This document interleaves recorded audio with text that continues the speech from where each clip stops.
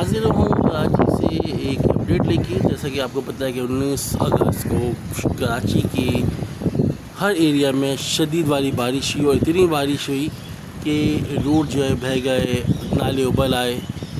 جہاں کچھ لوگوں کا کہنا ہے کہ پانی نہیں بھرا اور پانی اتر گیا, وہ صحیح ان کا کہنا ہے, کیونکہ جب بارش ہوتی ہے تو فوراً اتنا سیلابی ریلا ٹائپ کا آتا ہے کہ اگر جو بندہ کھڑا ہوتا ہے وہ پریشان ہو جاتا ہے. جیسے میں اپنی بات کروں تو 10 نمبر پہ میں موجود تھا, نیچے 10 نمبر کے انڈر پاس میں, اور 10 نمبر کے انڈر پاس کے نکلتے ہی ساتھ الٹے ہاتھ پہ جو ہے وہاں ایچ بی ایل بینک کے پاس پانی شدید والا جمع ہوا تھا اور میں نیچے تھا. اتنے میں کیا ہوا کہ اوپر جو اونچائی تھی وہاں سے کسی نے کوئی سراغ کیا کہ پانی کا بہاؤ سیلابی ریلے کی طرح آیا 10 نمبر کے انڈر پاس میں, اور وہ شدید والا اتنا بھرا کہ گاڑیاں آدھی ڈوب گئیں.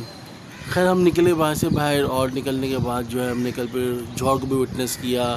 بحریہ کے پاس, بحریہ یونیورسٹی سے تھوڑا آپ آگے جائیں گے, اس ایریا میں بھی ایک ایسا پوائنٹ ہے جہاں گاڑیاں ڈوبی ہیں باقاعدہ, یعنی آدھی گاڑیاں ڈوبی ہوئی تھی.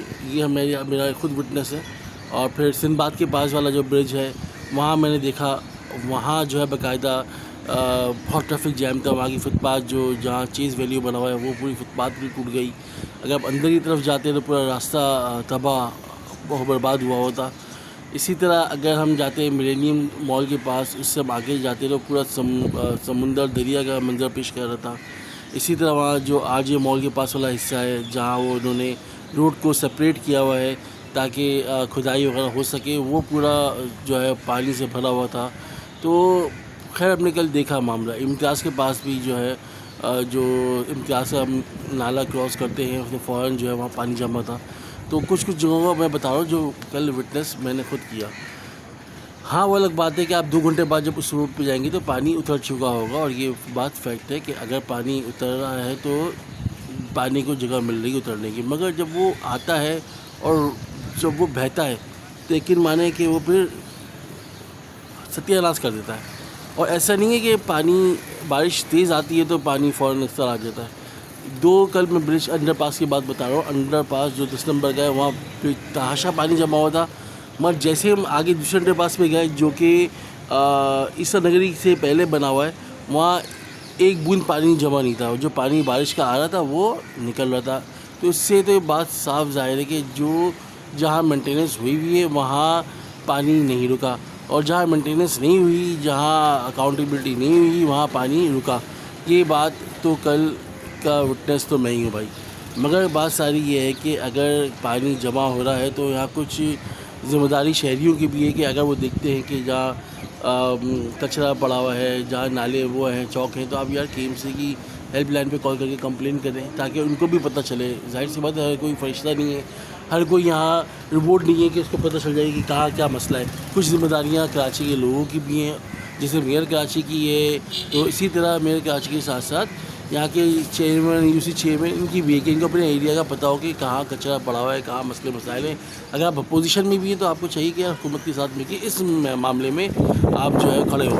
اس سے پہلے کوئی اللہ نہ کرے کوئی بنیل جیسا کوئی واقعہ ہو یا کوئی بابو سوٹ ٹائپ جیسا کوئی واقعہ ہو تو اس میں پھر کیا کریں گے, اس میں تو سب سے پہلے جا سکتے ہیں نا یار. تو اس سے پہلے کوئی بڑا حادثہ ہو اس کے لیے ہمیں ایک یونٹی پیش کرنی پڑے گی اور ہمیں ساتھ کھڑا ہونا پڑے گا. یہ تو پہلی بات ہو گئی. دوسری بات یہ کہ میں ابھی رائٹ ناؤ کھڑا ہوا ہوں کریم آباد کے انڈر پاس کے پاس, جہاں کو پتہ ہے کہ 2023 سے انڈر پاس بننا شروع ہوا. 3 مرحلوں میں انڈر پاس بن رہا تھا.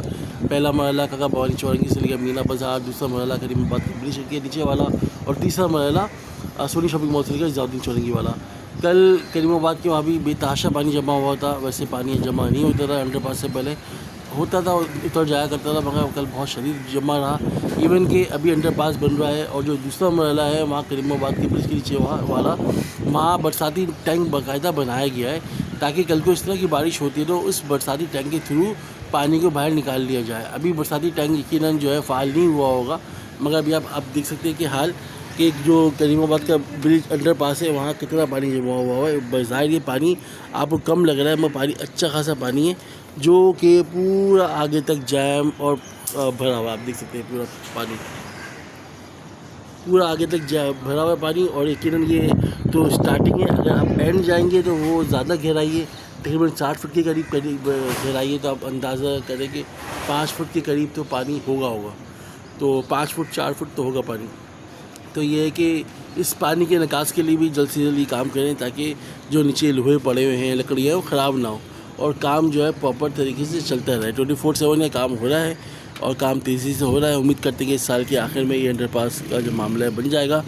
مگر گزارش ہے میری کراچی کے لوگوں سے کہ جہاں کچرا دیکھیں، جہاں آپ دیکھیں مسئلے مسائل، وہاں اپنے آپ اپوزیشن کا بندہ ہو چاہے حکومت کا بندہ ہو، اس کو اپوز ضرور کریں، اس کو بولیں ضرور کہ یار کچرا پڑا ہوا اس کو صاف کروا دو. اس لیے کہ بعض دفعہ ہمیں کہہ کے کروانا پڑتا ہے. جیسے ابھی آپ سامنے دیکھ رہے ہیں کہ ابھی کچرا کافی پڑا ہوا ہے. اب یہ کچرا جب پھنسے گا نالیوں میں تو پھر کہاں سے برساتی پانی نکلے گا باہر.